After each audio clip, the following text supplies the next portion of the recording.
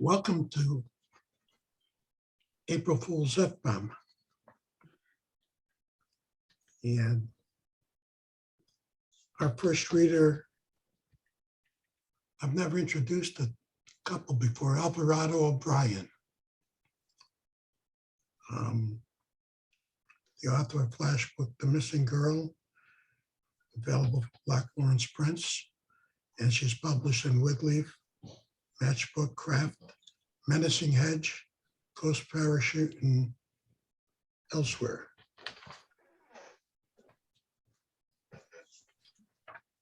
And her husband, Stephen Gutierrez, has published 3 books of stories and essays, and his recent stories and essays in Catamaran Literary Review, Catamaran Literary Reader, Cinnamon Review, and Chicago Quarterly. You're up, kids. Thank you. We don't often write as Alvarado O'Brien, and this was published in Timber some time ago, but we've never read it. So I thought, let's give it a try. It's called Night of the Virgin, and it's in 7 sections, and we'll alternate, and pretty much we wrote the sections we're reading. 1. Hail Mary, full of grace, calamity, disgrace, last-minute miracles. Hail Mary, as the football hurdles in the impossible pass toward the end zone, the basketball hovers in the air like some goddamn Holy Ghost about to bless the losing team in the closing seconds of play. Blessed art thou among athletes, immigrants, widows, derelicts, and drunkards. White virgin with simpering smile and downcast eyes, brown Madonna robed in midnight blue and stars, Black mother holding black baby Jesus, his right hand raised in benediction. Blessed be the fruit of thy womb. Grandmothers fumbling with rosaries, mumbling a prayer for each crystal bead, skin like yellow parchment. Pray for us now and at the hour of our. Silver metallic garlands and tiny colored lights festoon the mirror behind the bar. The bartender swipes the counter with a dirty rag and then pulls off his Santa Claus hat. Last call was 20 minutes ago. Shit, Stanton says. We gotta go, Lenny. Okay, let me finish. He downs his beer in one gulp, burps. Hey man, you sure you can drive? Come on, give me your keys. Stanton holds out his hand, palm up. 2. I've seen a lot in my life, but nothing like this, not in a long time anyway. It's the Virgin Mary standing in line at Kmart, all made up like the one down in Mexico. Must be on her way home from a part in a play or something. Pretty little thing too, all virginal, but with the sly eyes of fucking, just like I think the real one had, because she didn't get knocked up by no Holy Spirit, but by Joseph himself. He entered her, yep, he did. And she cried to the Lord above, that being God the Father, who gets all confused with the Son later, and asked for help. He, being kindly, gave her the right excuse. You know the rest. He comes down from heaven, saves us, la-di-da. Well, Jesus Christ, I say to myself, she's holding this baby in her arms, whipped out of somewhere, a plastic doll, rocking it, cradling it like it's one of her own children, a flesh and blood brat needing looking after. You know she had a brood of them after Jesus, don't you? Well, she did. But this one is, well, el primero, you can tell. But a fucking doll?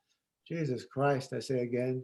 She's looking down on it so fondly, batting her big eyelashes at it, cooing, mi hijo, my baby, you're going to save the world. She's twitching too when she's not gazing lovingly at him. Meth bitch, I'm thinking. I've seen them all. 3. I can drive. Lenny staggers off his stool, fumbles with his wallet, and slaps a few bucks on the counter. Christ on a crutch, you're kidding, right? No, man, I'm cool. He nods, poker face. The bartender unplugs the colored lights. Right, give me the keys. Stanton reaches into Lenny's jacket pocket. Cut it out. Lenny assumes a boxing stance, swaying on his feet.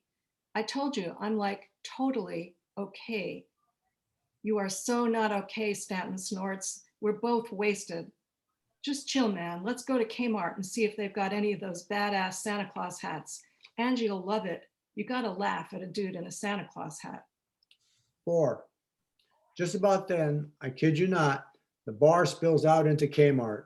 The one across the street lets out and the super Kmart's open 24/7, just in case one of them meth dealers takes a notion to upgrade his TV to the best available and come on in and plunk down a wad of cash before he can change his mind. I've seen it happen too many times to surprise me anymore. And of course I'm thinking, she ain't no play. What the fuck am I thinking? There's a community college down the street that runs some this time of year. La Navidad, La Pastorela, whatever. Got dragged to one before the common era by my old lady herself. Took a class there, met her, burned out. Got me a job doing appliance delivery for Mel's Appliances, one of the last independents in the area, the greater desert region. You don't need to know where exactly, do you? We're in fucking Nazareth, Bethlehem, Galilee, inside the big bazaar tent with the TVs against the wall and her highness herself edging forward at a snail's pace, cooing to this thing that I swear is now slobbering. Either that or she's licked in between my twirls and swirls, looking real nonchalant with my jumbo box of Cracker Jacks pressed to my belly for my own midnight fix, and the two men approaching her from the other aisle, entering ours in that space between us, drunker than I've been in a long time, saying, "There's the baby fucking Jesus." One's got his arm around the other and they're both leaning on each other, laughing. They're carrying two Santa Claus hats and one of those light up outdoor reindeers. You know the kind I mean. The loudspeaker crackles. "Attention Kmart shoppers, see aisle 7 for today's special on Fruit of the Loom boxers and underwear." 5. Sweating under the lights, the boxer in the corner lets go of the ropes, jogs in place, shakes his arm loose, then faints, jabs. The Virgen de Guadalupe tattoo on his brown back seems to weep as he drips with perspiration. Santa Maria, Madre de Dios, ruega por nosotros pecadores. The gong sounds. The boxer crosses himself with his right hand, large glove clumsy, and dances into the center of the ring. A Kmart clerk leans on his push broom and watches the match on a large screen TV in the electronics section. 6. Stanton, take a look here. It's the Virgin Mary. I get to know these guys real quick. They're drunk enough to spill their innards without noticing the mess. I call them L and S. She is looking beautiful too, radiant with life. L scoots up to her, grinning. "Did Jesus give you that? I mean, Joseph?" He points at the baby. "Lenny, don't be a fool. It's a miraculous misconception." S is sweeping the whole store with his arm, doing his best to keep that reindeer pressed to his side with his free elbow. "I know the story, all the stories. I know how this one ends, senorita, with everybody dying happily ever after or something. Shit, we're wasted. Lenny, what's your baby's name, miss?" "Elvis." "The king?" "The king. I found him in Vegas. He was so alone, wandering the streets. I took him home and he kept crying, saying he wanted to return to earth. I'm a Jehovah's Witness, you know. We believe in the second coming. Everybody gets a second chance. I put Elvis inside me and let him rest and sleep. And when the church bells rang, he just popped out. I live on 44th over there by the railroad tracks. They call me Virgencita, but I'm not. I'm corrupt. But I can still rock Elvis because it's going to be a better world. It is." "Amen to that," El's buddy S says. And he gets down on his knees and holds out a hand to her. She takes it and lifts it to her lips and kisses it. El's also down on his knees, looking up at her pleadingly. That's the best story I ever heard. I was born the day Elvis died. I think something big is going on here. "What do you say, senor?" He turns to me. I shrug my shoulders. "It's a strange world. Don't let them tell you otherwise." Then what I do is real simple.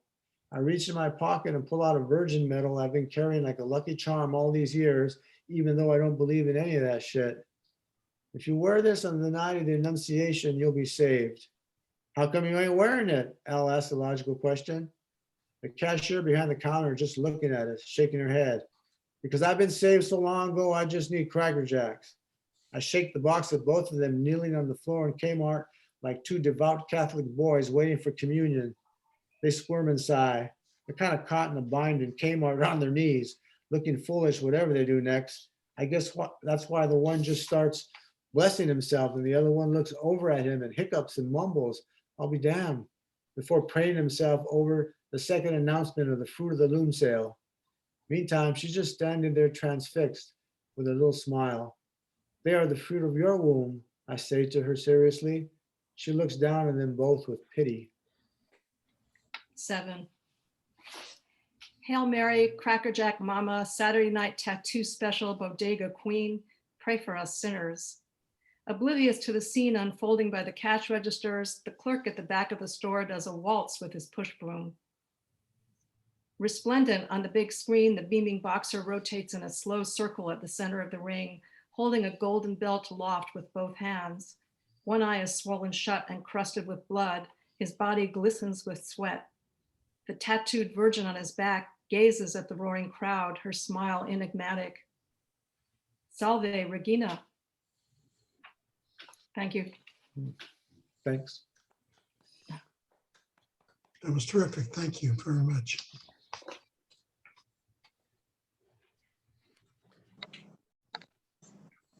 Our next reader is Andrea Marcusa. Her literary fiction and essays have appeared in the Gettysburg Review, Cherry Tree, River Styx, Citron Review, Yalabusha Review, and others. She received recognition for her writing in a range of competitions, including Glimmer Train, Third Coast, and Citron Review. You can see Andrea online at andreamarcusa.com.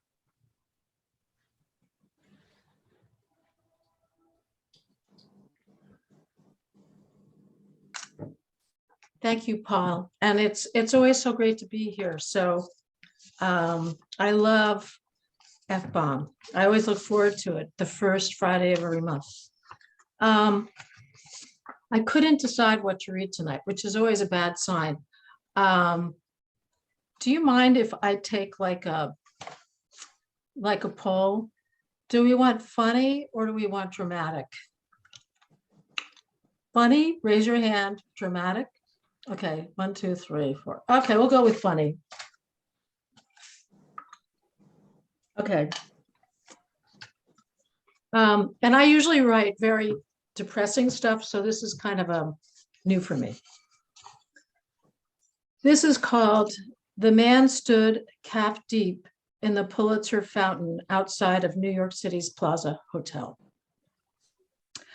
As I strolled home from the salon, feeling the bounce in my hair, I saw him pacing back and forth in front of the Pulitzer Fountain, looking at it the way a dog or toddler might before hopping over the wall and plunging in. He carefully placed one bare foot and then another into the water, then nimbly waded towards the center. I felt myself give out a little gasp.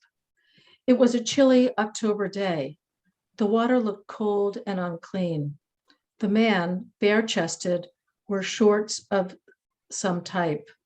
He waded up to a jet that squirted a healthy stream of water and squatted.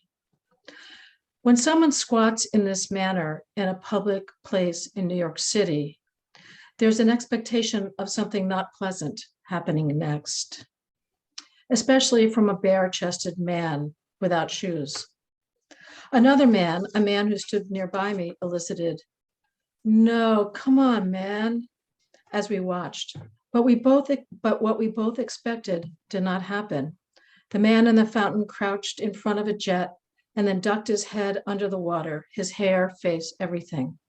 Soon his head was full of lather from a bar of soap in his hand, and he gave his scalp a good scrub, like I or the man next to me might have under a warm shower in the privacy of our homes, or how Mia's hands had just washed my hair in the salon before toweling it dry in a soft wrap. I and the man nearby kept staring. The shampooing man never looked up. No one noticed him. We didn't take out our cameras. This would have felt unclean. This is called Opportunity Meets Preparation. Why are you throwing out the Valium? They're outdated.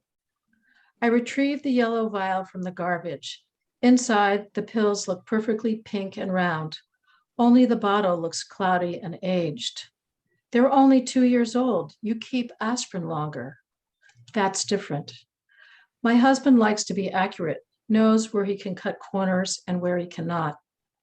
I clean out off the outside of the bottle from a Clorox wipe. October 2019, the world's last good year. I turn the white cap. A pile of pink discs rests there, ready for whatever comes its way, degraded slightly with age, like me. The older I get, the more I realize that it's important to be prepared. These rescue volumes will join my arsenal of young and old Xanax, Neurontin, one load Vicodin, little neutralizing discs, pink, white, blue, poised to discharge their tonic, carpet bombing the mind, limbs, dull all that hurts, head to toe, in their own outdated, degraded, past shelf date way. At my age, it's important to find pick-me-ups, panaceas from that dark threat that's always circling there on the edges. I like to be ready.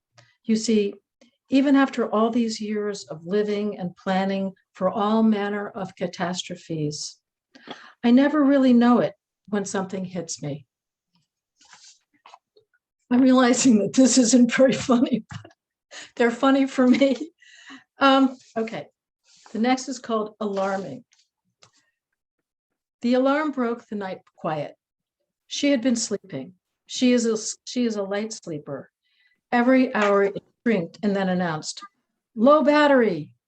She had no idea where the sound was coming from, where the pushy, demanding woman's voice sounded from.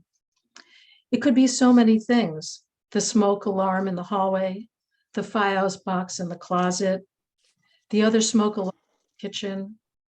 But between the AC and her husband's CPAP machine running all night long, the sound was scrambled.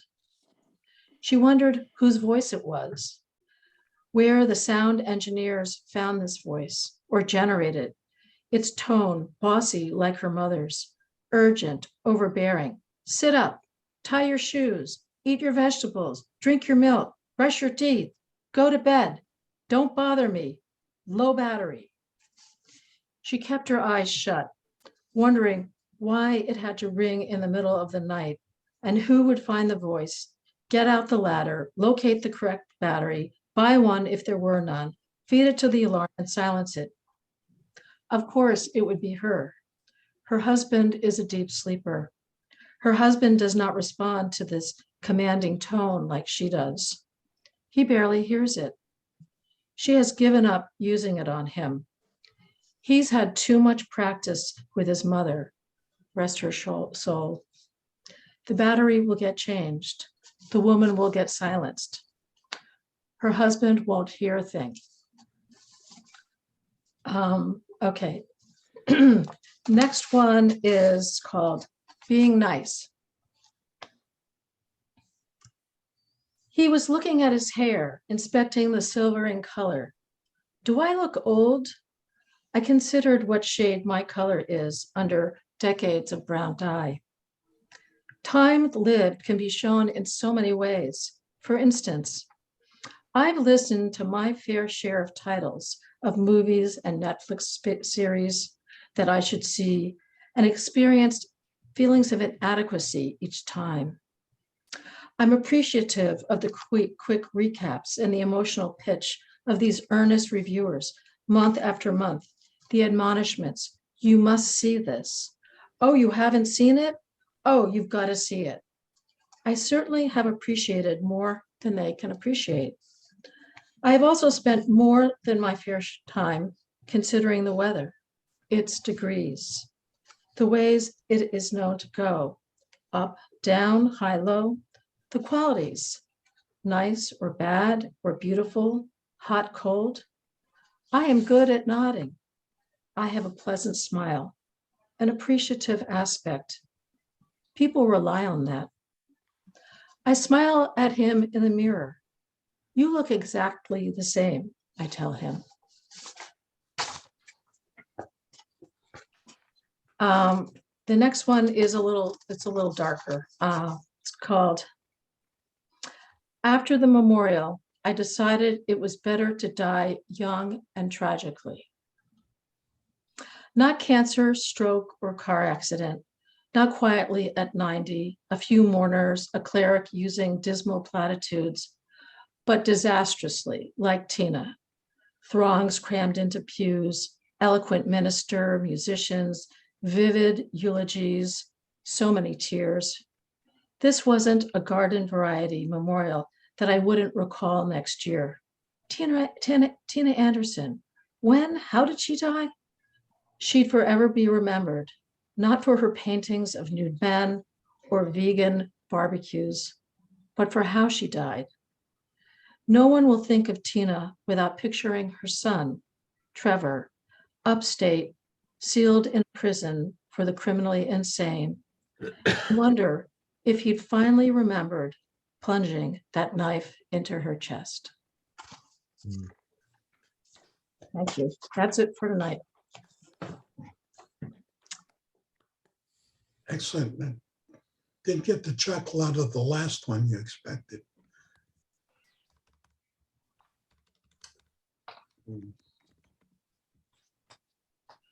Well, thank you, Andrea, as always.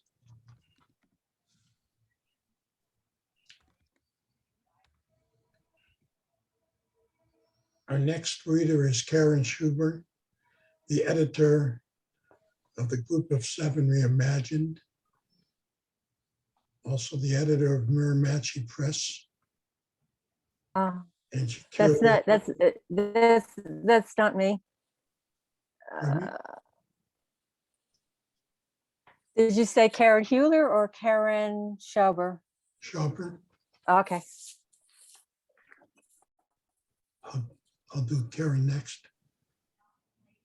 I just got a list.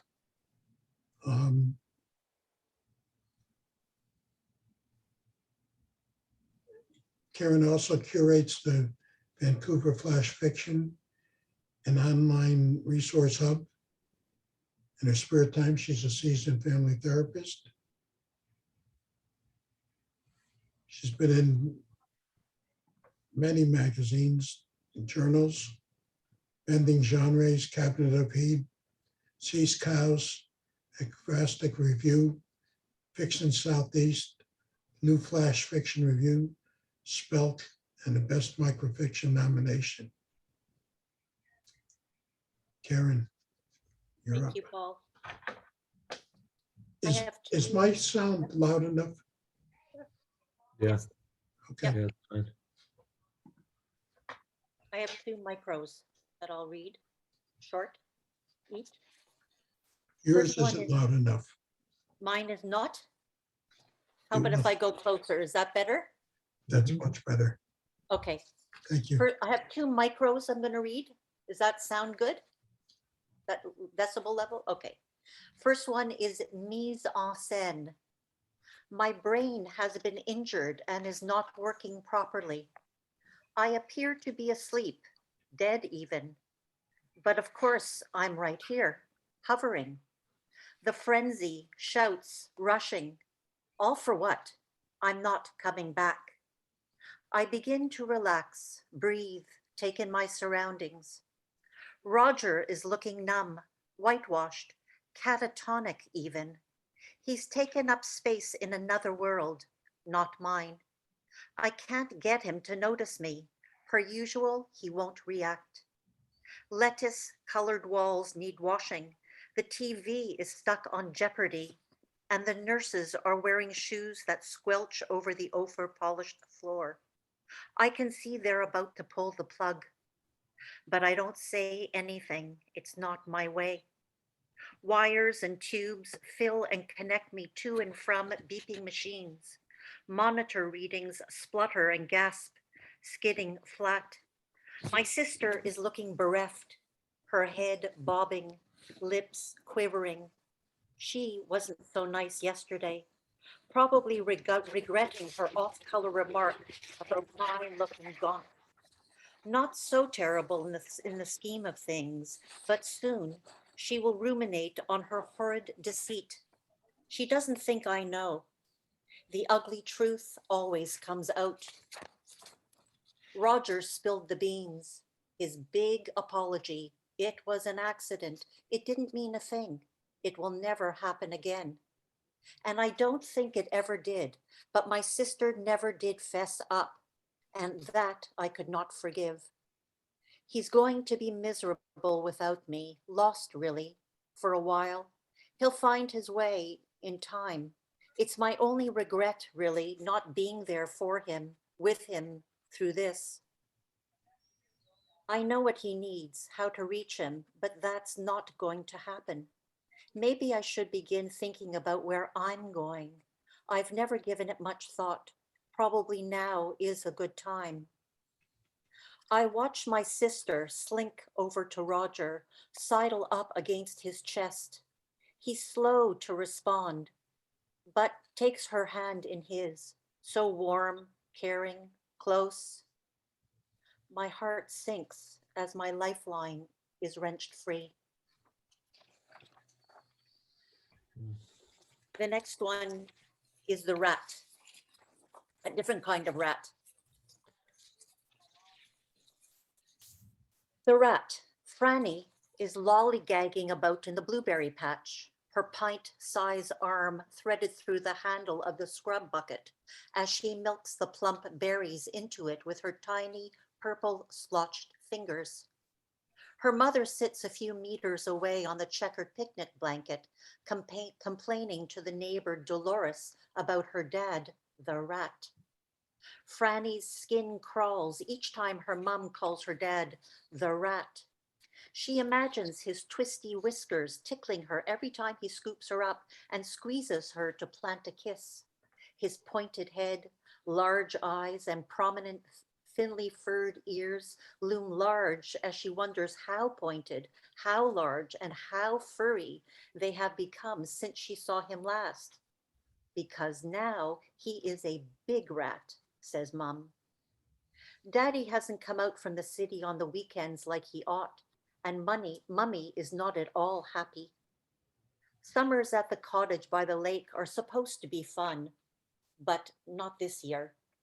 Franny toddles over to the edge of the blanket, swinging her half-emptied pail, and plunks herself down beside the Grey Poupon, tea sandwiches, English cucumbers, Oka cheese, and blue grapes. She reaches for the fizzy pink bottle before her mum shoots out a hand to stop her. It appears faster than a lizard's tongue. Franny purses her lips to speak, but thinks better of it. The rat has sent a message with Dolores's husband, who arrives at the cottage in the evening with paper cutout dolls for Franny.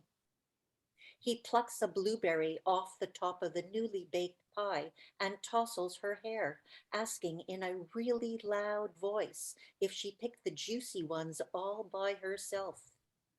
His chisel-like upper and lower incisors glisten as he bends over and plants a sweaty kiss on Mummy's lips before they scurry upstairs. Franny catches a whiff of something foul and wonders just what kind of rat he is. That's it. Thank you. Thank you, Karen.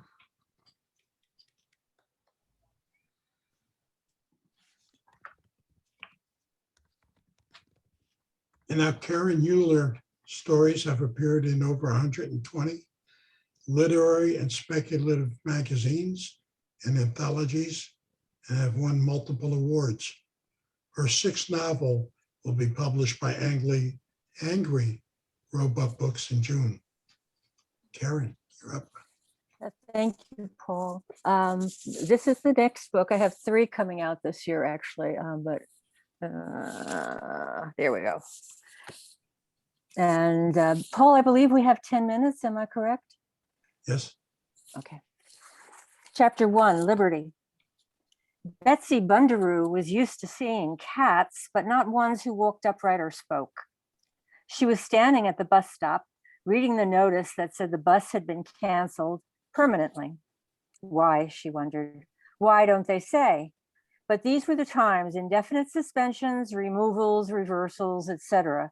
Things suddenly were, and then just as suddenly were not. The structure is breaking down, she thought, and no surprise there. She felt a sort of grim satisfaction in it. So much had already changed since the election. Why not this too? Why should anything work when none of it made sense? The president did not want buses to run anywhere near the palace, and that was necessary, she supposed. She understood. But the larger problem was that the world was going crazy. No one could tolerate anyone who didn't agree with them. It's true, the big black cat said, nodding wisely. Ah, she had been muttering again, a bad habit that was growing on her. The cat was wearing a bow tie and a fanny pack. I'm finding it very hard to have a reasonable conversation these days. Everyone shouts sound bites and no one shouts facts. I wonder if there are any facts left, she said with a sigh. I mean, everything is endlessly manipulated. If she'd had time, she would have wondered why she was having a conversation with the cat. But right then and there, she felt it was best to be polite because he was such a very large cat. And he sounded irritated. Things would be so much better if there were no internet, the cat said moodily, because it spreads everything too fast. People see crap, believe it, and act on it before there's a chance to respond. And there's never just one response. It branches out. Have you heard about those mushrooms whose underground roots spread out for miles in all directions? That's the internet for you. But mushroom roots aren't right or wrong, she said, frowning. I don't think you've got quite the right kind of analogy there. Really? He asked with a nasty, hissing kind of snarl, pulling off his fanny pack and rummaging through it quickly to pull out a gun. Really? He asked again and shot her. She clutched her upper arm. Blood ran through her clothes. The cat put the gun back in his pack and ran off. Eleanor was going to be mad. A happy growl rose in his throat. How was your day? Eleanor asked the cat when he walked in the door. She could see that he was miffed. He was always miffed. I shot someone again, he said, sighing. He had to agree it was becoming a nasty habit. It was very hard not pointing out the cat's failures. She tried to make sure her face was neutral. It wasn't easy. She had pale skin, medium-length brown hair, hazel eyes, and a face that gave away everything. Well, that just tells you about my character. I'm not actually the kind of person who goes around shooting people. And yet you do, she said. Let's consider the circumstances. No doubt they said something to annoy you. What was it? He frowned and shrugged his shoulders. She contradicted my theory about the internet being like that huge mushroom root. Stan, Eleanor said firmly, it's a bad analogy. Now do you want to shoot me? Stan scowled. I do. Of course he wanted to shoot her. Shooting people made him feel better for a while. And it was certainly true that she could benefit from being put in her place every so often. She was bossy, opinionated. He was the way he was because of her. Why not talk it out instead? You have the power of speech, so why not talk about things instead? Gloria will blame me if you continue to go around shooting people. I never kill them, you know, he said, his hairs rising.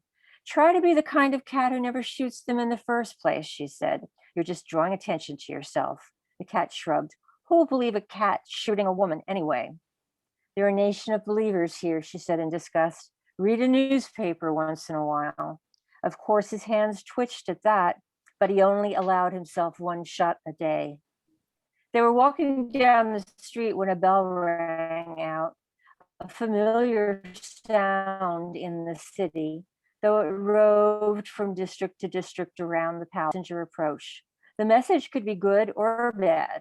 Once a van had stopped a woman and then gave her the car that pulled up behind her.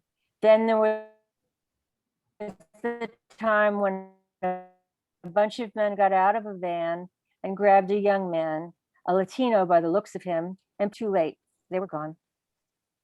The messengers reported disasters in the rest of the country and any attempts to overthrow the republic. Then the weather, updates about the president's latest triumph, and finally on to the messengers. People loved the giveaways and ignored the disappearances, which were generally explained as reunions. They were also fond of the whipped cream pies that hit people identified as tourists from the north. They'd better not hit me, Stan muttered. I've got a gun. Eleanor snorted. Everyone here has a gun. My gun is better, he said with satisfaction. Eleanor could see no point in challenging that. Besides, she often carried a can of whipped cream with her, but she was all for revenge. Finally, Stan said, "There have been fewer messengers this week." "That's a relief." "Maybe. I was hoping they'd stop for me and give me a car." "You can't drive a car." "Why not?" She scowled. "You're a cat." There were times when she thought that he just couldn't see himself as he was, but really, when had he ever?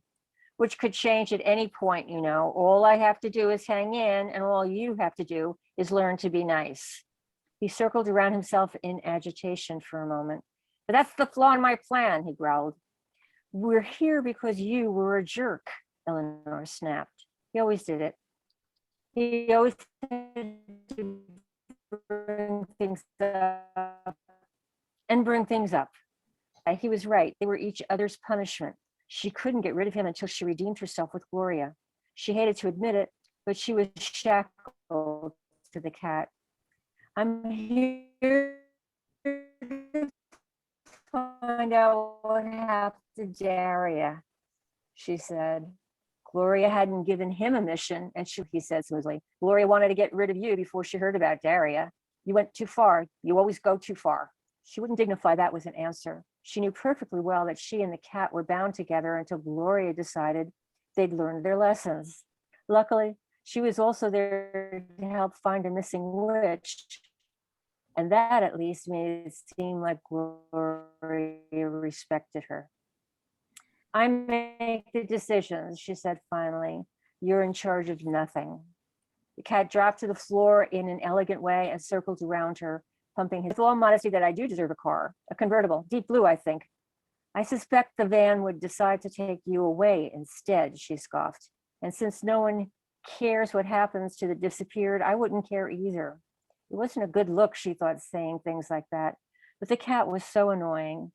"I bet it's some kind of parking problem," the cat said philosophically, "like getting towed. They don't tow people, they tow the cars. In other places, yes, but this makes more sense." He got a little jaunty, swaggering and swishing his tail. He was like that, completely indifferent to what happened to others. The bell was getting closer. She was determined to see what it was this time, to see up close. She and the cat had been in the city for 3 weeks now, adjusting and observing. All for it. She would keep her New York City smarts for as long as she could. There could hardly be a good explanation for people being taken away.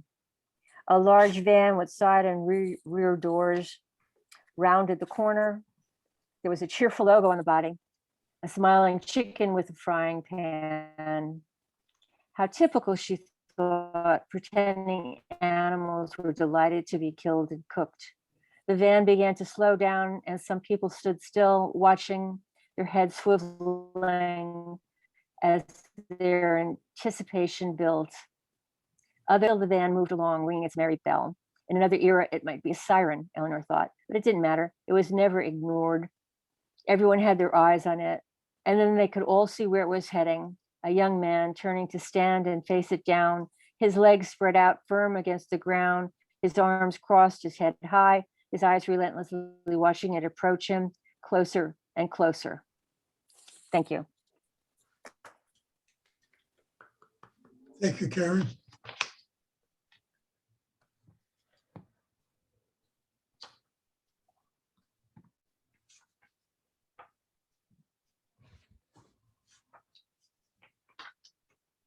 Our next reader is Rhiam Hadley.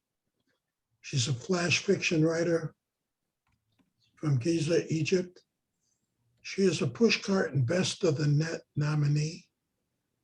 In 2020, her flash made it to the Best of the Net anthology. Rhiam won the McCain Award in 2013 and won second prize in the Strands International Flash Fiction Competition in 2022. Congratulations. Her fiction has appeared in over 50 online journals, and a collection, Love is Make Believe, was released in November of 21 by Clarendon Press. She is the first African-American woman to have a flash fiction collection published in English. All very impressive. Graham, Hello, everyone. I'm going to be reading 3 micros today for my collection, Love is Make Believe. And I just wanted to correct something in my bio. I'm the first Arab African woman to publish a collection in English, not African American. I'm not American at all. So my first piece is titled The Intoned Procrastination of the Living Dead. In the Soledad Club barroom, he wasn't just a dream or a memory from another life, and certainly not some wishful whiskey-induced hallucination. The crowd came between us. I stood transfixed, like someone witnessing the end of the world, while bodies swayed to the crooning sandpaper voice of Billie Holiday. How can anyone dance to Gloomy Sunday? He took a step, just one step closer to the dance floor. And just like in dreams, my throat drowned, my voice deeper into myself. I tasted the metallic comfort of bitterness as my mouth took shape with every letter in his name. I thought he was mine for good. On that rainy day when his country forced him to run, when mine forced him to hide, when the world forced him to let go of his rose-red rosary faith, when working in the Soledad Club barroom forced him to denounce his degree in political science because tips were good. And yes, when I forced myself to believe he was my twin flame, that's when he decided he was tired of it all. He left the bar, the silver cufflinks I gave him and the scent of his touch. Outside, I watched him leave me again, like leaves flying off without goodbyes. I also watched the trees resist the storm to stay rooted where they've been all their lives. Time cannot roll in itself like a carpet. If only it could stand still. I heard music, a serenade inscribed on a tombstone, and realized it was the wind's secret language. Heaven and earth only met in storms. My second piece is titled Forever Chased by Orion. Under the cover of nights lit by ghost lights of a dying dwarf star, I had a longing, a panic-driven craving. I wanted to lose it. That thing forced on you when you're alone in a marriage for so long. That thing that made you sleepwalk in circles in broad daylight. Run, run, run. I used to tell myself whenever my therapist stressed on the importance of living in the now. I met him while running, and ever since our rendezvous points were always the same. The park bench with carved initials under the Pleiades star cluster, forever chased by Orion. We'd sit, bare feet pressed into the earth, and I'd imagine him saying silly things like, Rosie, you're the only star in my universe. You see, it was never about love or the absence of it with Tom, my husband. I try to sound wise while lying to myself and to my therapist. On several occasions, when I felt smaller, bluer, and missing the husband I ran away from, I tried to kiss my therapist's resistant lips. And when he refused me, like my husband did, I felt that churning, panic-stricken longing to run away so far, again and again and again, all the way to that dying white dwarf.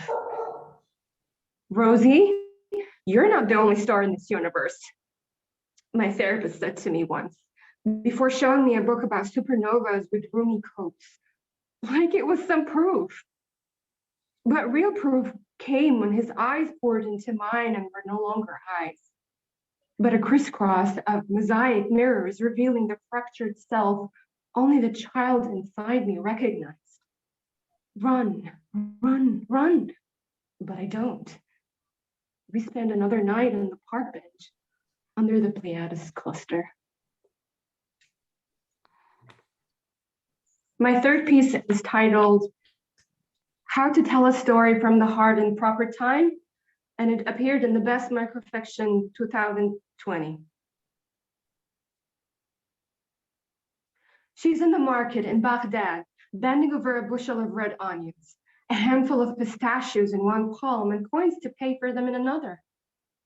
When she looks up to pay, she's in a bookstore, a pile of books burdening her arms, books her faraway Americanized brother once read, books that burn her with shame for not ever having learned to read. She fumbles for money from her purse, but stumbles over the uneven cushions her son messed up. She catches the glare of the TV screen, eyes trailing after images of her husband lying dead in a mosque in their new country. Her water breaks, and she's giving birth to her son, the son she had to bear from the man she had to wed. The water in Lake Wanaka has a ghostly sheen. All its fish walled up from her and her son and her brother, and she stares, hands on the TV screen, fearful, fearless. She's been trying to get her son to pray regularly in the mosque or even in Christ's church. The heart is what matters, no? Where's her son in that flat screen? Or is it her brother?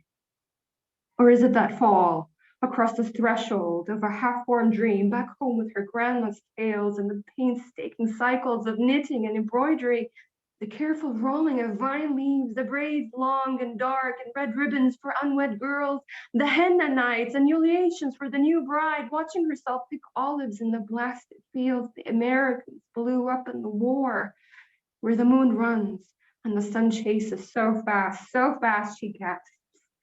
She wonders about the heart of things, the heart of words, the heart of her.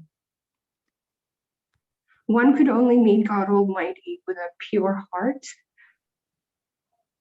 Did she slow down to love right, to heart? When time is forced to run in the wrong direction, the heart is blinded by the whir of it all, by the spill of semi-formed words, blazing like a kite she lost and cannot follow. She sits next to her grandma and nods when she's asked to tell a story, a good story. When she tries to remember, her heart beats so fast, it cries for her to listen and take all the time left and the time given to weave this tale right from the heart. That's it. Thank you. Thank you, Rita.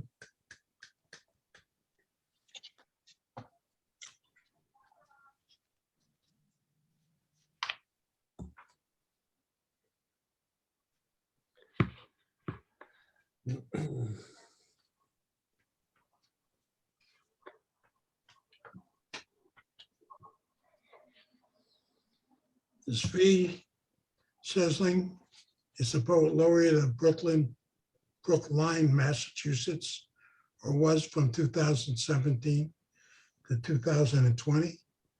He's the editor of Muddy River Poetry Review, and he may or may not have an announcement. Zvi, you're up. Thank you, Paul. I'm going to read two very short ones. First one is called Roadkill. Kenny, I said, you got to cut out that crap.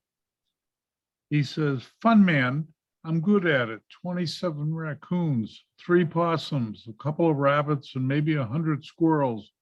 Who else you know going to have a record like that? No one. Who wants to brag about it? I said disgustedly. Roadkill, man, roadkill. Who gives a shit if I squish a raccoon or flatten a squirrel anyway? Someone's got to care, maybe God. He took his eyes off the road for an instant and flashed a look of disbelief. God? There ain't no God. If there was a God, my father wouldn't have been gunned down in that grocery store. My mother wouldn't have been killed by that kid who really should have gone to a hooker.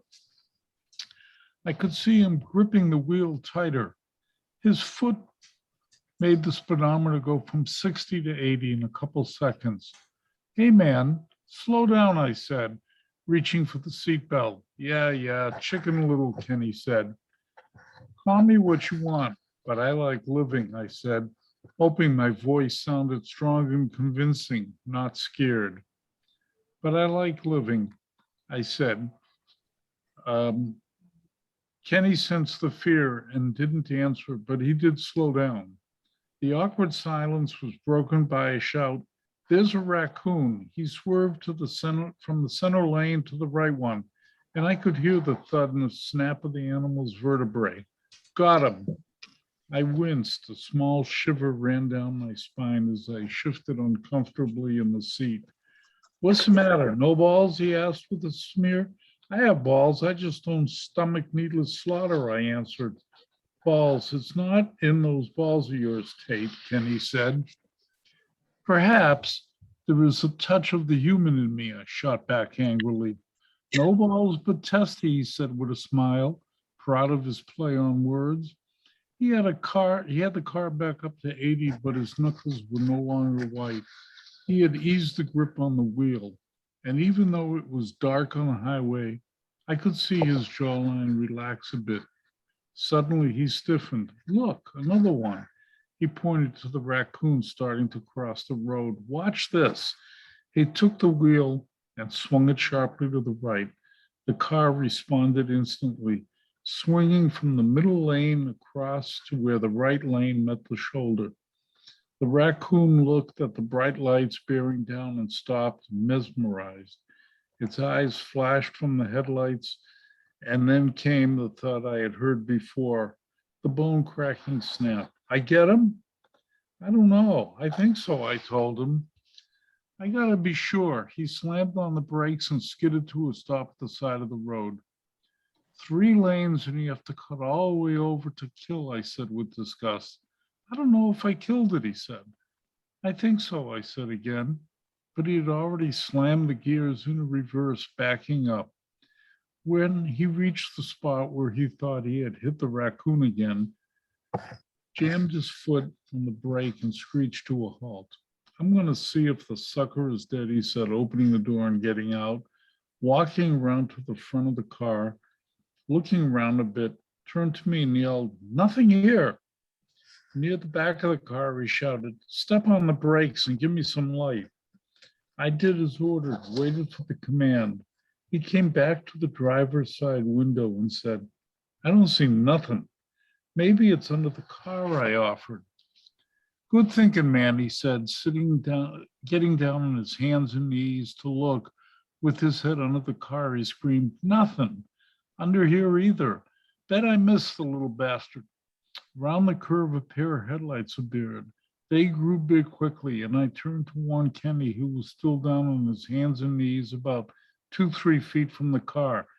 Lifting the head, his eyes widened. The metal bumper hitting flesh and bone made a thumping sound like the crunching of a raccoon. Someone yelled, "Roadkill." The motor's roar faded into the darkness.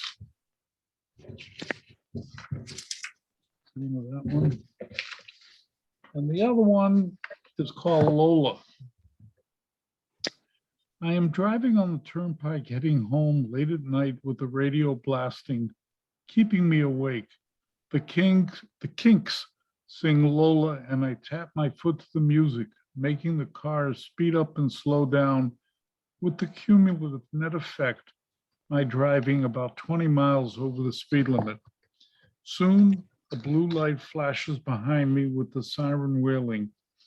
Pulling over, a voice booms in the loudspeaker, "Turn off the motor and put your hands on the steering wheel." I do as ordered and wait for the police officer to come up to me. It is a female officer saying, "Lower the window." I could not because the motor was off. The window is electric.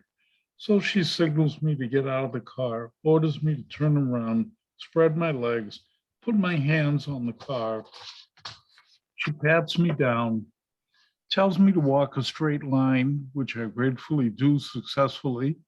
She requests I spread my arms, touch my nose, first with the index finger of my right hand, then my left. I pass this test. You realize you were exceeding the speed limit by 20 miles per hour, she asks. Actually, officer, I didn't. I was tapping my foot to the music, I tell her politely, explaining I was seduced by Lola. I see, she said. You like to dance while driving? No, the music just got to me. It's a great beat. She studies me for a minute. There's a dance down at the high school. Follow me. We'll probably have a good time. That's it. Thank you. Very good, Zvi. Paul, could you check to see if Andrea is in the waiting room? She said she was going to sign out and try to get back in. She was having auditory problems. Is Andrea there? Waiting? I don't Perhaps. have anyone waiting. Okay. Who did you say is waiting? Andrea. I let her back in before. Oh, okay. Well, I don't see her, so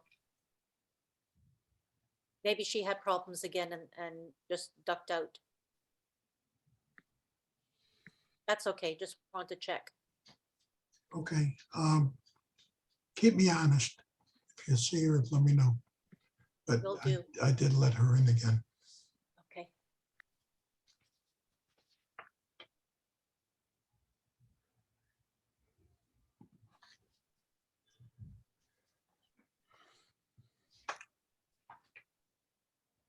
David Lincoln has published one novel, Mobility Lounge, a few poetry chapbooks, including The Interloper and By the Way, and won the Christopher Isherwood Fellowship, among other writing awards. After receiving a master's in writing from the San Francisco State University, he has published fiction, nonfiction, and poetry in journals and newspapers in the US and Europe. David, you're up. Thank you, Paul. Thank you for having me on. It's really great to hear everyone. I'd just like to read a few pages from a novel that I'm working on. This section is called Final Credits. Annie had a quiet spot in her face. While the rest of her was discussing my theory of unlikeliness or the secret desire in a screenplay, somehow that spot, her core independence, her solicitude, I don't know, floated on the inky eyebrows and balanced on the rough elegance of her profile. Even in extreme moments, she was mad at me or excited about an election or leaking with sad tears after hearing about the death of her boyfriend in a snowmobile accident, let us say, her old boyfriend. A reserve was forming. There'd be this quiet opposition in the Situation Room, subversively plotting itself. The naked place, I called it, cold and unblinking like the eyes of an opera critic forced into daytime work. Even on our first encounter, I had noticed it, the calm within. We met in one of those backstreet dance spots in the mid-aughts that catered to personal anonymity and intimate connection, all shifty-eyed people touching and flowing through patterns of sensual sounds and shadows caught in cruder Dorfmeister origins. These strangers all colliding and sampling each other, their stolen frottage moments animated by the rhythms rubbing like skin on silk. I noticed two slender hands twining up an invisible ladder, catching the dots of light in a counterpoint to my own elegant twitching. A moving hesitancy it was, our bodies synchronized out of a darkness. We were two paper cutouts misbehaving in proximity to each other. We bashed hips a few times, accidental contact made expansive by the drum and bass tracks in the tiny club. So happy was I, this smart, elegant waif making her turns right there, the dominant red and yellow spots roaming her hair, our faceless bodies amplifying each other. That to an extent, it was easy, and yet we didn't need to know anything about each other. Right now, everything could be erased, forgotten, lost, made perfect in the muted darkness. Who she was never entered my mind. I felt an invisible circle surround us. When the lights came on, I made an awkward gesture. I held her hand in the afterglow as we separated the thin membrane of touch. An old world gesture had shocked her or confused her, the oddness of it. For about half a second, she wasn't sure of her response. Yet somehow we emerged from the closed club at the same time and walked loosely, bumping elbows to the subway. Neither she nor I wanted to stage a farewell. Why spoil things? So at the station, I let her drift down the stairs, thinking I must have linked to a charm. As usual, I was in love for about 2 minutes. Later, I was waiting for my train and I couldn't help but notice a person nearby banging a payphone against the wall. I did not see that person, but I sensed them 100 yards off, slamming the plastic handset into a rocker over and again. But my train was coming. I would have just stepped on, and that could have been it. I hesitated. In retrospect, I may have sensed the naked place and an unlikeliness almost irresistible, like 1,000 to 1 chance against standing up to that frustration. When I stepped up and offered my cell phone, she looked at me. We both knew her call would be in my history later. Maybe she recognized me from the club, or maybe not. Whatever actually happened, Annie deliberately decided to thumb her call into my handset. Whatever the intention at the time, the initiation of our long talk that lasted all these many subsequent years happened in that moment. We got to know each other right off. There was never any unfamiliarity between us. The first time we touched, I noticed her face moving with my hand, the one touching her breast. She looked on the boob as if she had never seen it before. Through her eyes, I was suddenly an older man of undeclared cultural refinement, perhaps a little too experienced to bother much with appearances or explaining himself. If any secrecy on my part seemed like personal preference for keeping my past the past, I also posted long and wandering messages to her, a half-distant woman, about myself without revealing anything that might have scared her. One afternoon, I recited Kerouac and the Upanishads to Annie, and then confessed my cynical feelings about international affairs in general, things like the Bretton Woods Agreement, and maybe that felt aspirational to this girl from Waukene, Kansas. A chance at an intimacy seemed available, if slightly scary for us both. So well matched were we physically, though. From the beginning, we knew how to pleasure each other and not like strangers either. Annie had this thing she liked to do. When I came back from my job, she'd be standing across the room, glancing over her shoulder, not too hot, not too cold, just glancing back like, well, she wanted me to sneak up behind and slip a blindfold from my pocket.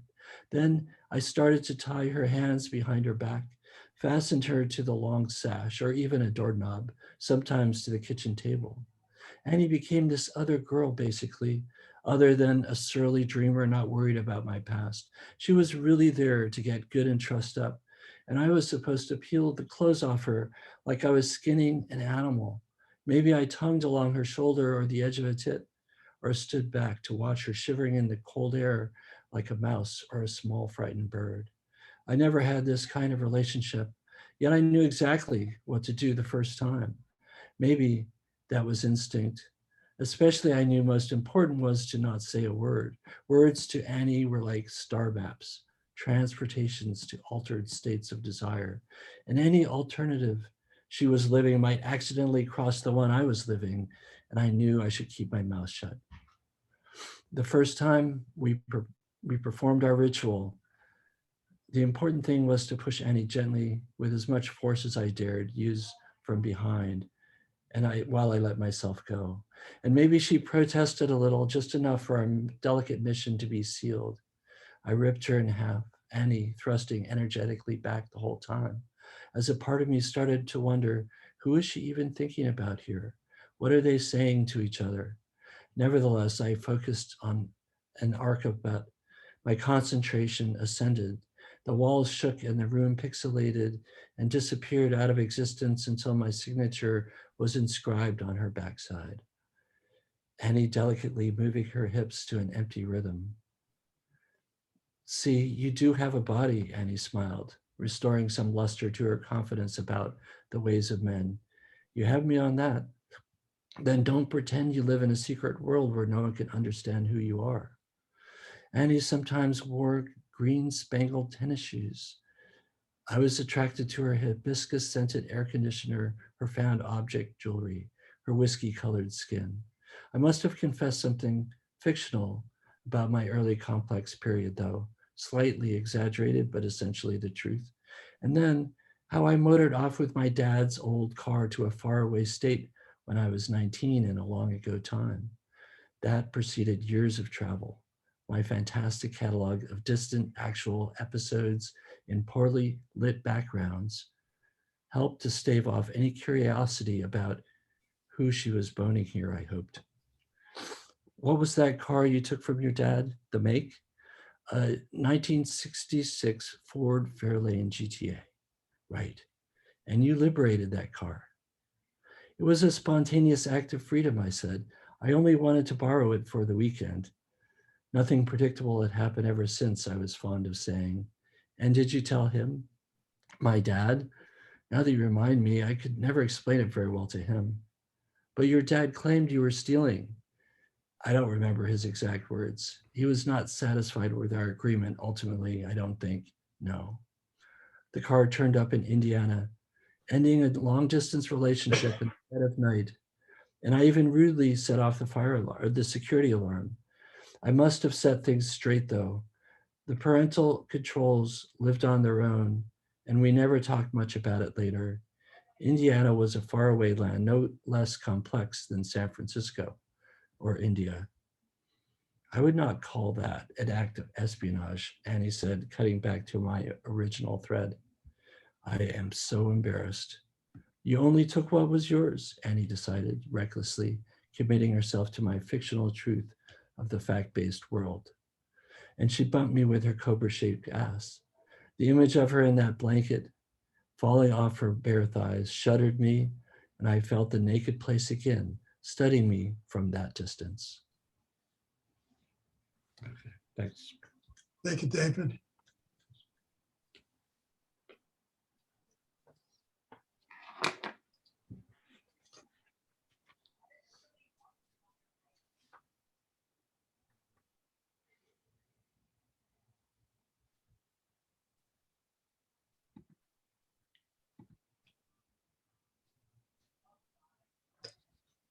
You know, Renuka, I was going to introduce you, but for some reason I don't have your bio.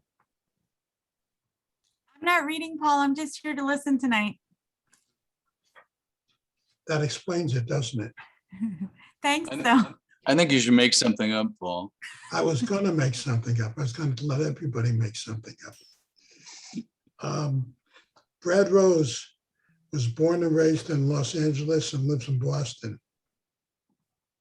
He's the author of 3 collections of poetry and flash fiction, 2 new books of prose poems, Word and Edgewise and No Weight, I Can Explain, love the title, are forthcoming in 2022. 6 times nominated for a Pushcart Prize and 3 for the Best of the Net anthology. His poetry and fiction have appeared in the Los Angeles Times, American Journal of Poetry, New York Quarterly, Puerto del Sol, Clockhouse, Lunch Ticket, and other publications. He's the author of 7 poetry chapbooks, including the recently released Collateral and Funny You Should Ask. Brad Rose, welcome. Thanks very much, Paul. I have to introduce this by saying that I continuously harangue Paul and invite myself to these readings, even though I'm not a fiction writer, and he's so kind as to let me attend.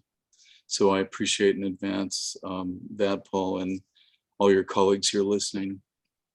The first piece I'm going to read is called, actually I'm going to read 3, these are all prose poems, they're 1 paragraph each. And the first one's called Lip Reading. This appeared just last week in Cultural Weekly, which is a LA-based journal. Lip reading. It's a voluminous day, the lightning fragrant as rose petals in pink rain. I'm in the basement growling. It's too noisy to nap. On the plus side, today I've got only little veins in my head. Why, I wonder, is the sky such an accident?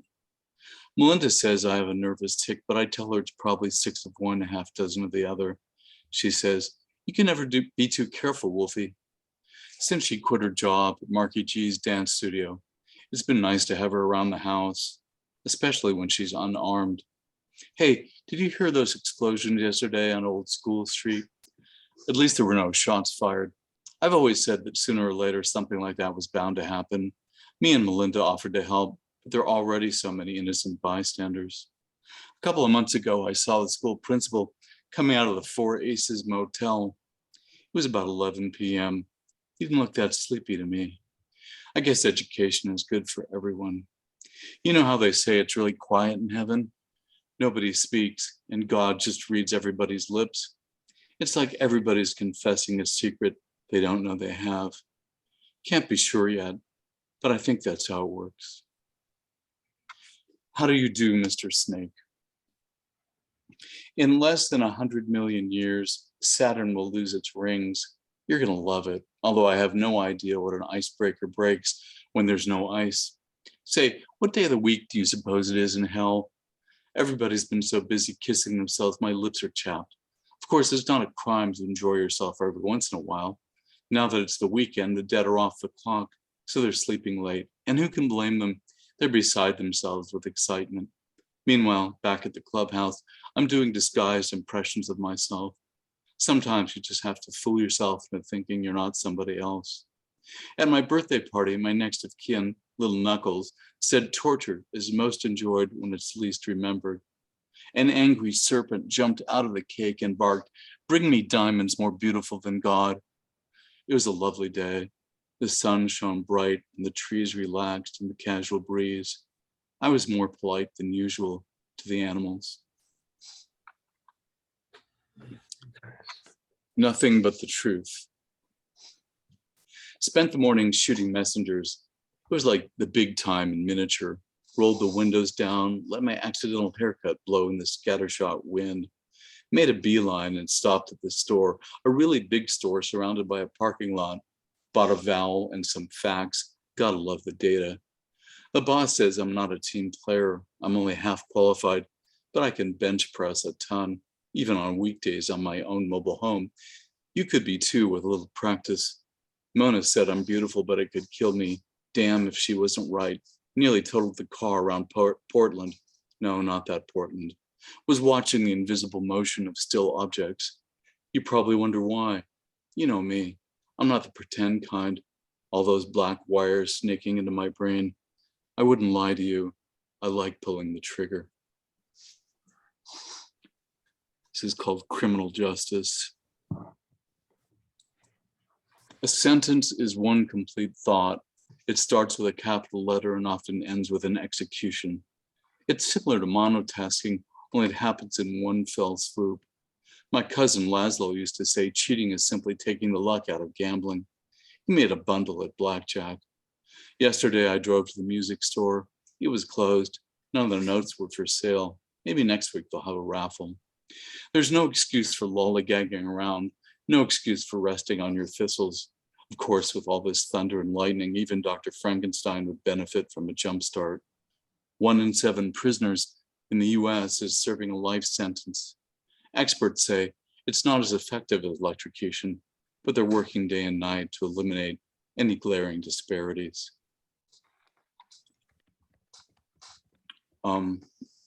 Outfit is a short one. This appeared in Right Hand Pointing recently. Every sentence benefits from a verb.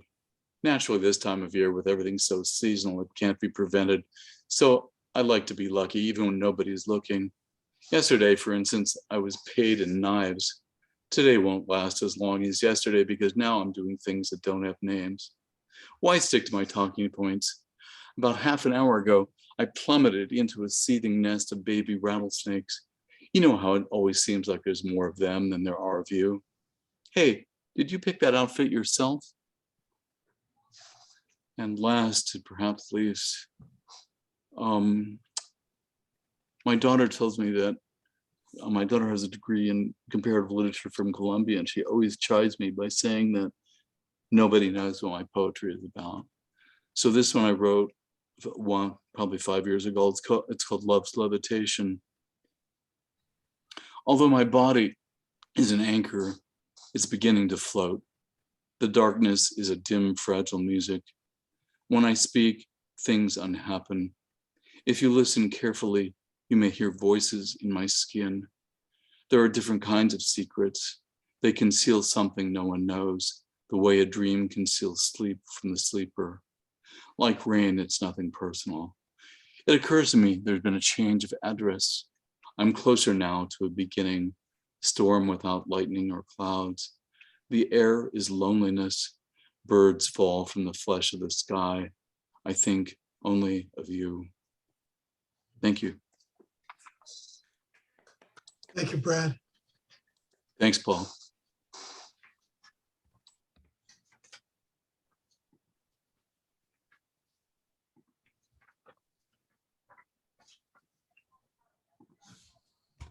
And now from New Jersey, Cindy Rasmus.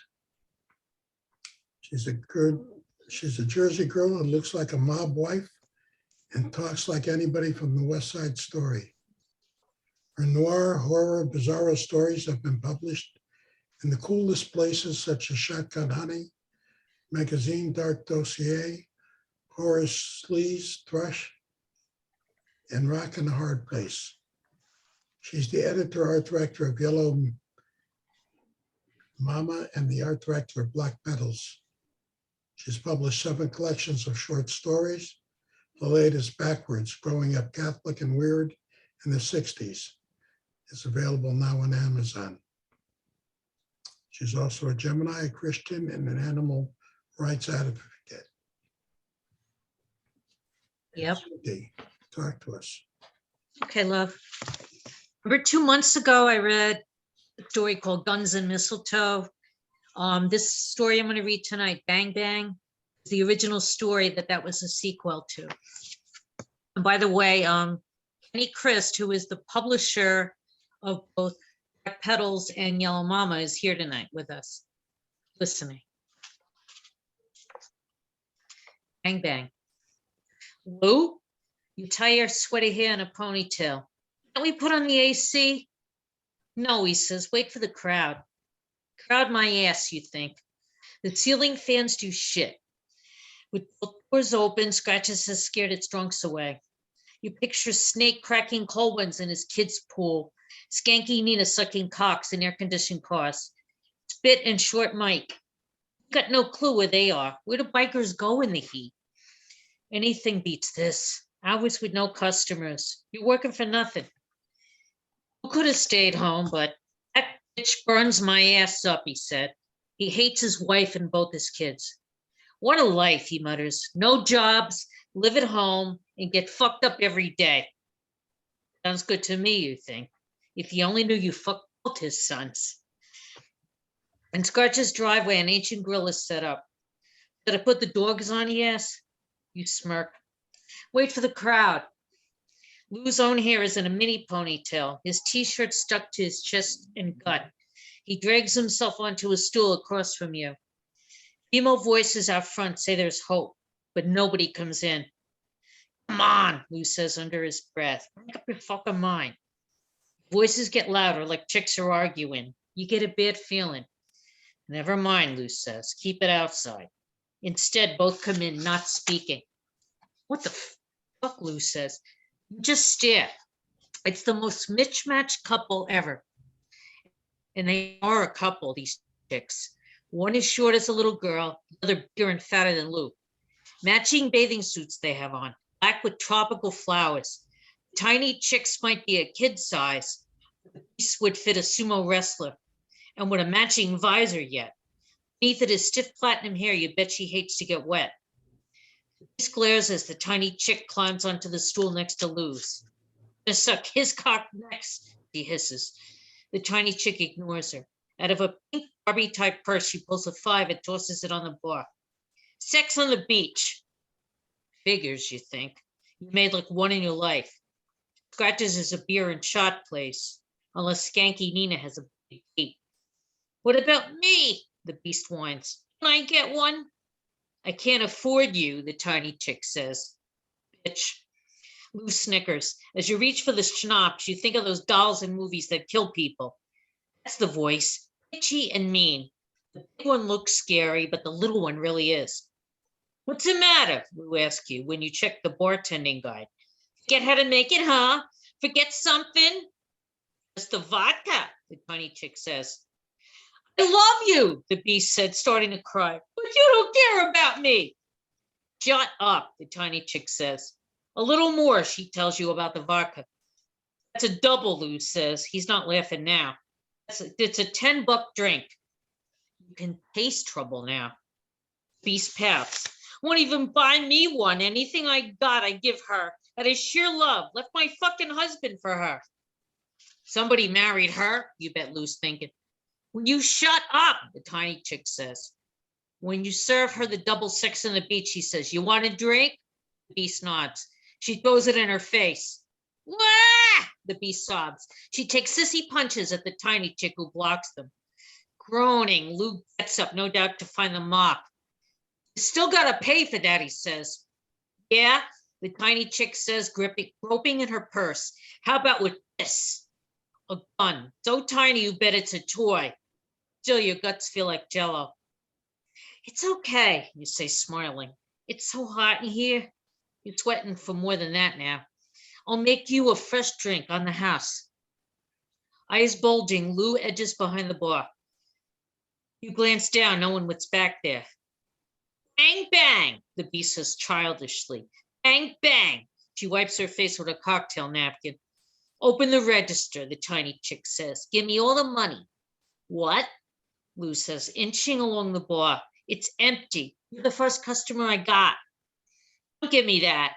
Step by step, she follows him from her side of the bar. All that money, the beast says, pouting. And you know how much I'll get? Jack shit. There is no money, I lie, getting out of Lou's way. The beast's eyes narrow. Won't even buy me a drink. The tiny chick is right under the whirring ceiling fan. The beast realizes this the same time you do. Hey! Gun goes flying as the beast swoops her up in the air. It clunks to the floor. Now Lou's got his out, a Desert Eagle 44. With the other kicking and fighting her, the beast scrambles onto the nearest stool, then onto the bar itself. She's determined to reach the fan above. Lou aims, but you're not sure for who. Drop her, he says like a TV cop. He doesn't. You almost puke as she throws the chick up into the fan. Wait to be sprayed with blood. Instead, the blade smacks her in the head. She falls onto the beast as the 44 tears up the ceiling. Ah, fuck. You covered your head, but the shit's all over the place. By the time the cops come, those two bitches have made up. Still sobbing, the beast holds her girlfriend close, rubbing her sore head. I'm sorry, he said. Absently, the tiny chick picks debris off herself. Ruin his fucking gun. With this mess, Scratches will be closed for weeks. He was real all right. Looking impressed, one cop shows us the tiny gun. The other cop, female but looking like Sly Stallone, in good boys cuffing the bitches. Barbie Jr. and Barbie Sr., she says. Your dream house is waiting. You glare at Lou. I'll bet you're thinking. With AC blasted. Thank you. Thank you, Cindy. Thank you.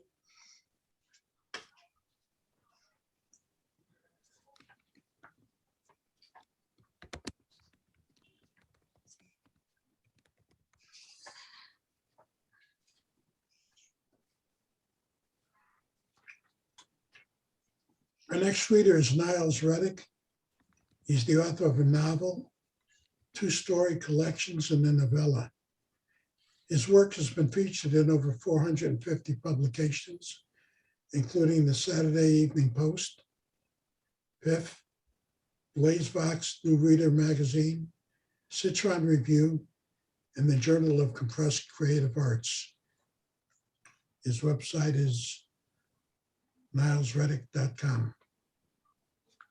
Niles, you're up. Thank you, Paul. Can you hear me okay? Very I'm soft. just going to read two pieces. It's hard to follow Cindy, and it's certainly hard to follow all of those of you who write so well. Just a little back story. I'm going to read this flash piece. The title is Sacred Mist. I have a confession to make.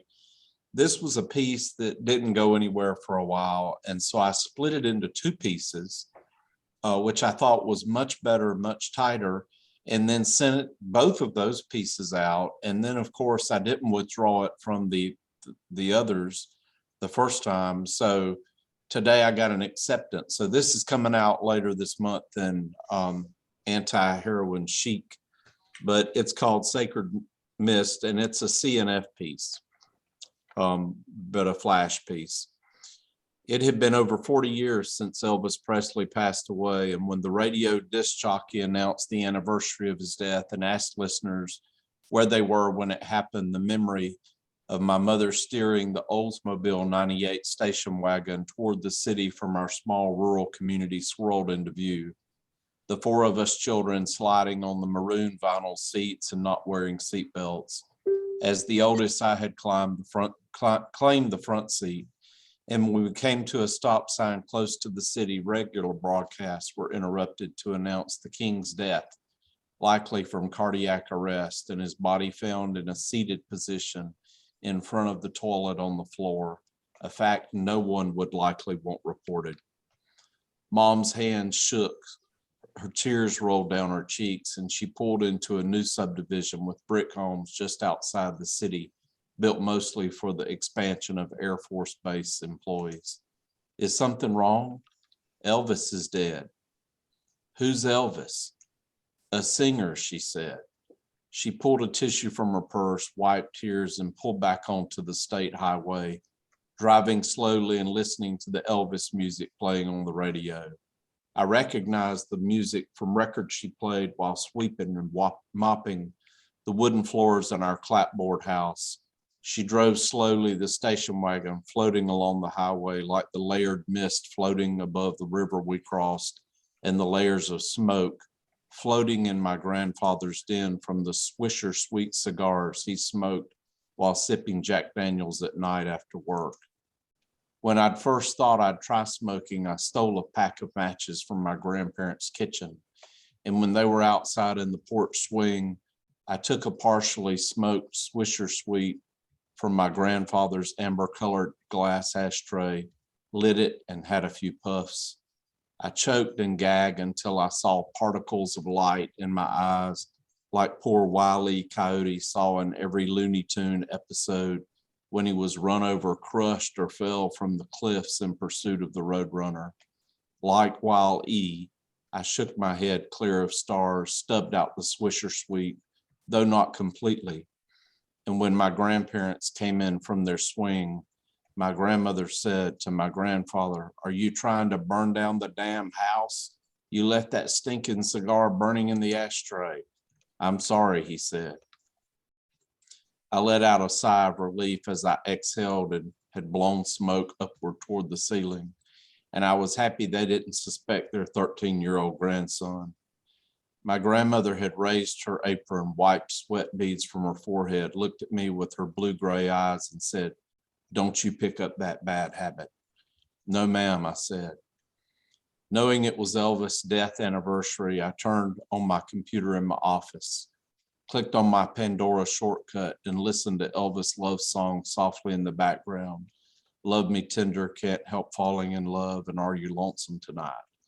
I thought of my mother sweeping and mopping the wooden floors of our old house that was torn down years ago, and my grandparents dancing in their living room at Christmas when they both sipped whiskeys surrounded by cigar smoke.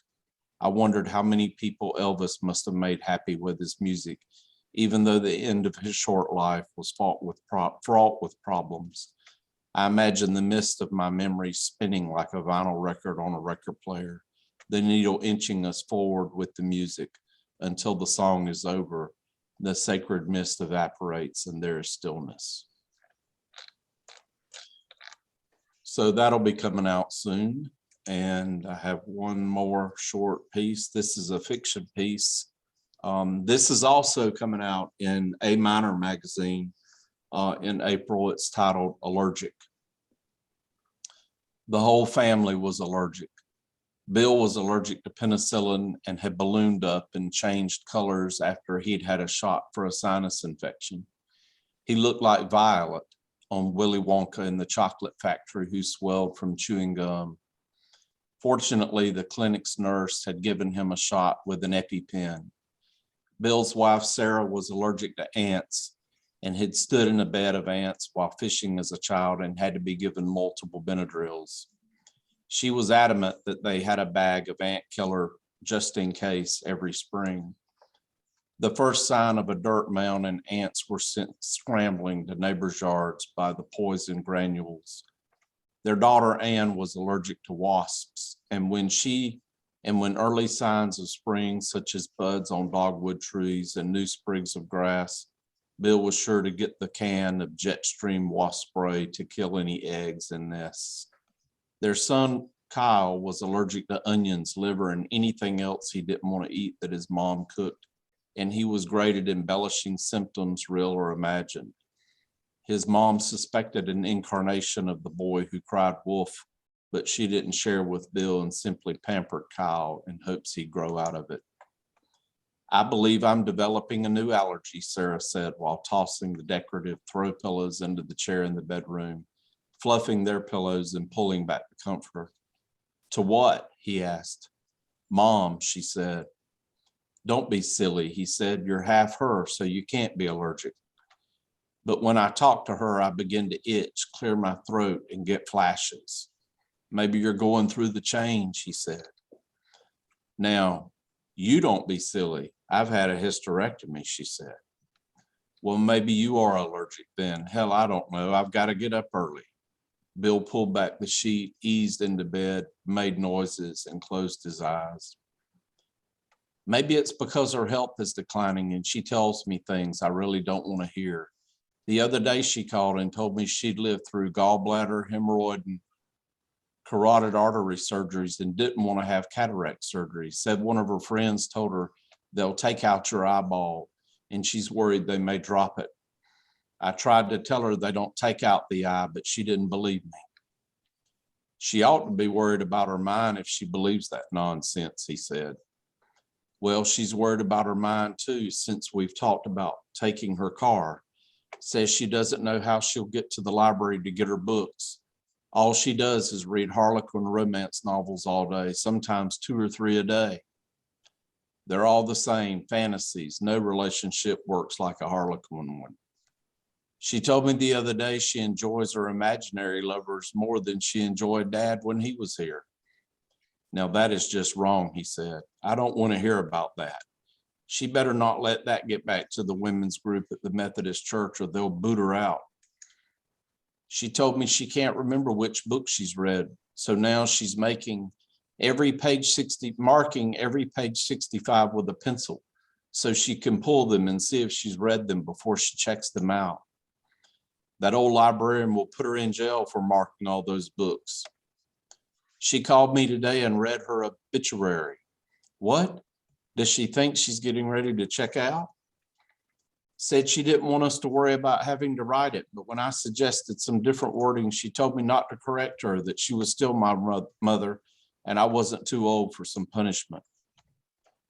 Sounds like she may be losing it if she thinks she can come over and whip you. I know, maybe I'm not allergic. Maybe it's just anxiety. Well, go get you some of those melatonin gummies in the pantry and take a handful so you can sleep. Okay, maybe tomorrow will be better. Maybe I'll take her on a picnic. Great idea, said Bill and turned on his side. The hair on his back and his misshapen abdomen spread and made Sarah think he was a gigantic, grotesque fly like Jeff Goldblum had played in the movie. She suddenly felt allergic to Bill and went to the kitchen for melatonin. She planned to take her mother to the library after the picnic and decided she'd get a Harlequin just for fun.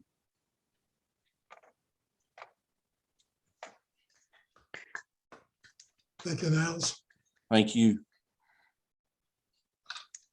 What do you say, Bill? If we have time, okay. This was published in X-Ray a couple of years back. I thought it was appropriate this month with everybody's religious celebrations all happening in the same month. It's called God at 60. We started as marginal Catholics, going through the motions. Now I was having dinner with Kenny, the only one of us who'd stuck with it. Father Postlethwaite to his parish. It had been too long. Andre still an atheist, he said. Yep, in Oregon, found himself a nice godless girl. And Coyne? Still waiting for Armageddon. Kenny grinned without looking at me, eased back in his chair. Remember that comparative religion class? All those speakers trying to explain their faith before the bell rang? The Baptist preacher in the powder blue suit? Right out of central casting. They'd never get away with that now. And Malathi, the exchange student, telling us about Hinduism. She planted a seed, I said. Ah, Kenny said, the corrupting influence of public education. Well, she was cute. Even so, back then I thought the rabbi and the priest made the most sense. Thank you for that. So why Zen then? No dogma. Only took me 30 years to find it. I held my cup with both hands, elbows on the table. Listen, I'm sorry about all the Jesus jokes. Most of them anyway. You're forgiven, my son. I'm sorry I didn't come to your Jukai ceremony. No worries. You know, with these knees, I meditate in a chair now. Most times I nod off. But it was important to you. You thought I was going to hell. Oh, you're still going to hell, but I should have been there. The server who'd come to top off our coffees eyed us like she expected a brawl. Kenny and I burst out laughing. Back in the day, he'd passed silent judgment when I told him about the abortion I'd paid for. And again about my vasectomy. All of this had gotten between us. What a relief to finally just say what we're thinking. By the time we got our coats, I'd forgotten how I got there. It was dark and misting in the parking lot. So how do I get back to the highway? No GPS on your phone? I don't even text. Phones are for talking and calling 911. Follow me then, old man.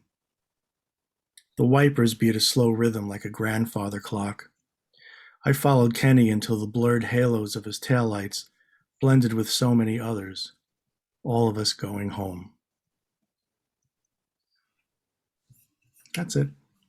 Thank you, Bill. My pleasure, Paul. Enjoyable as always. If you guys have time, I have two brief ones. Yeah.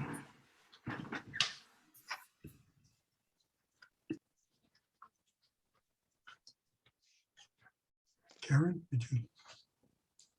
My pleasure to introduce Paul Beckman, our host.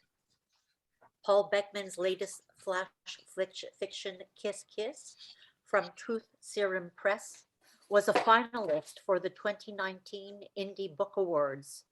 Some of his stories have appeared in Spelk, Anti-Heroine Chic, Necessary Fiction, Bending Genre, Fictive Dream, Pank, Playboy, Wink, and The Lost Balloon. He had a story selected for the 2020 National Flash Fiction Day Anthology and was shortlisted in the Strands International Flash Fiction Competition. Savannah Barva will be publishing Paul's new collection of connected flash called Becoming Mirsky. Paul? Thank you.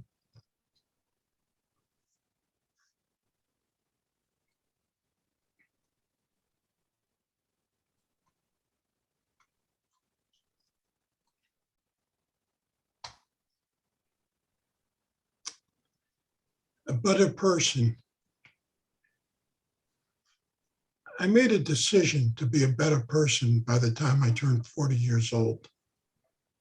Fortunately, I spotted the Life Coach's ad on the bus stop bench. or I wouldn't have stood a chance. But now my back's raw, striped diagonally with scars scabbing over, as are the backs of my thighs and ass. Fingerprint-shaped bruises ring my neck. But soon I'll be a better person and a better woman, my life coach assures me, and I want to be. But I'm finding that becoming a better person is a lot harder than I expected. I tell him this, and he replies that perhaps I don't want to be a better person after all. The first time I looked through the glass door of his brake front, I saw a riding prop, whip, set of nunchucks, and several lengths and thicknesses of bamboo. One wall was covered with framed letters, thanking Coach for helping to make me a better person. The signatures were all redacted. Now my ass hurts like hell, and I check to see how my other wounds are doing. Coach says it's his form of acupuncture. 2 weeks later, I show up for my appointment. Coach tells me we're going to work on my feet today. So every time I take a step, I'll be reminded to be that better person inside, trying to get out. As instructed, I remove my shoes and lay down on his chaise. He shows me a thin stick of bamboo and whap, whap, whap, and my feet burn and sting. And he said, I can go now. And that he knows for sure I'll be a better person this week. And he's going on vacation, so we can make an appointment for a month from today.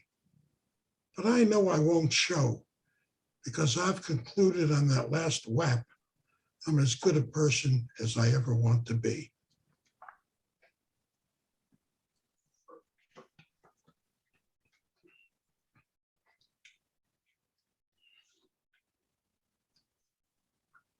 Some summer wind. Harold wanted out. They brought him down to the basement, bound him and covered his eyes. He never should have pledged the fraternity in the first place. He wasn't a stoner or a headbanger. Punk, metal, no way. He liked the crooners, closed his eyes and called silently for Mel Torme to take over his mind as the jar of ticks, spiders and ants and honey, don't forget the honey, all were poured over him. Tied down in his nakedness, his Scooby-Doo pajamas tossed in a heap on the floor of the university library basement, with ants crawling up his legs and spiders leaping off his mosh pit pompadour onto his face. Spotlights of color came at him from different angles. The Ramones blasted away on 4 speakers, and he didn't want to be friends with these people anyway. And Mel, where are you? Sing to me. Get me through this. Be the velvet fog. Vic Damone, Steve Lawrence, come on. Frank, please, you know what I need to hear. Crosby, come in, help me out with a chorus of Smooth. I've been loyal to you all. I feel the crawling ticks slowly circling my privates. And Tony Bennett, hey, Tony, sing to me, please. Let Hoagie in. Call Dino, hand him a martini. He'll smile and croon, and he'll help me through this godless ritual and take me to a place of goodness and beauty. Oh, Nat, thank you, Nat. You're the one saving me. And wait, my hour is almost up. Sing me off, Frank. You can do it. You know you can. The shower. Splish, splash, Bobby Darin, sing to me. Those frat brothers spray and scrub the ticks and spiders off. And no, it's not funny. They weren't really bugs after all. I didn't scream, and no, I don't want to tell them how I lasted. But Dinah, Ella, Nina, sing it, scat, oh yeah, I love scat. While Benny's body is tilted back, clarinet pointing up to the sky, and Pop stepping in with his horn and handkerchief playing me off. And I don't know if the applause is for me or for him, but it no longer matters. Only the sound of applause. And chances are, Johnny, thank you, Johnny, Thank you, thank you. And now let's hear it for the chairman of the board. Thank you. Paul? Sandra from Down Under is here. Pardon me? Sandra from Down Under is here. I missed somebody? Yep, that's okay. She's here though. Sandra Arnold. Sandra, I'm sorry. Okay, have I got time to read? I think I've done this to you before, haven't I? Yep. Oh my gosh. I love have a everything bio you write. for How her. can I do this? I take I back have a my stories. I can read her bio, Paul. Someone should, thank you. Sandra Arnold lives in New Zealand. She has a PhD in creative writing from Central Queensland University, Australia, and is the author of 5 books, including 3 novels, a nonfiction work, and a collection of flash fiction. Her work has been widely published and anthologized internationally and placed and shortlisted in various competitions. She has been nominated, I've just lost the page. Okay, she has been nominated for the Best Small Fictions, Best Microfictions, and the Pushcart Prize. She was awarded a residency at Robert Lord Writer's Cottage in Dunedin in 2020 to complete a new collection of flash fiction. Sandra. Thank you, Karen. Peace. Okay, I've got just 3 small stories from my collection, Soul Etchings. The first one is The Girl Who Wanted to Fly. She tried to tell her mum that it didn't happen the way they said, but it was hard to get her attention in a room full of people all talking at the same time, and her mum's head buried in her hands, and her dad standing glassy-eyed in the corner. With her mouth right up to her mum's ear, she told her she was so sorry about the lipstick thing, because that's what made Dad drag her to the sink and scrub it off with a scrubbing brush until he couldn't tell what was blood and what was lipstick. And then she said she hated him. And so he whacked her across the face with the back of his hand. And that's why her nose turned on like a tap. But the rest of it, well, she just wanted to fly. So she made wings from chicken feathers and climbed to the top of a tree. She was a bird, she was a fairy. She flew round the sun and played tunes on the stars. She splashed rainbows on spider silk and floated on clouds and swam with the little silver fish. She sang with frogs and waved at the moon and danced on dew-drenched grass. She was wind, she was rain. She was breath in the newborn calf. Nobody looked pleased to see her. Nobody listened to her stories. She watched them all pile out of the house and into the waiting black cars. She watched the neighbors lining the pavement, bowing their heads as the cars crawled past. Only one little boy noticed her standing alone on the street. As the last car turned the corner, he waved to her and blew kisses from a rear window. She caught them in her cupped hands. And the next one is called River. Jack climbed to the top of the macro carpet and found River already there. She was talking to a young blackbird in her cupped hands. The bird showed no signs of wanting to leave. River said it would know when the time was right. She waited. Jack held his breath. The bird quivered and spread its wings. Jack watched it fly away until it was just a speck on the northwest arch. He let his breath out slowly. He crawled along the branch to River. Beads of rain on spider webs shivered like torn lace between the branches. He would have died if you hadn't found him. Maybe, River said. She asked him to tell her about the best bits of his day.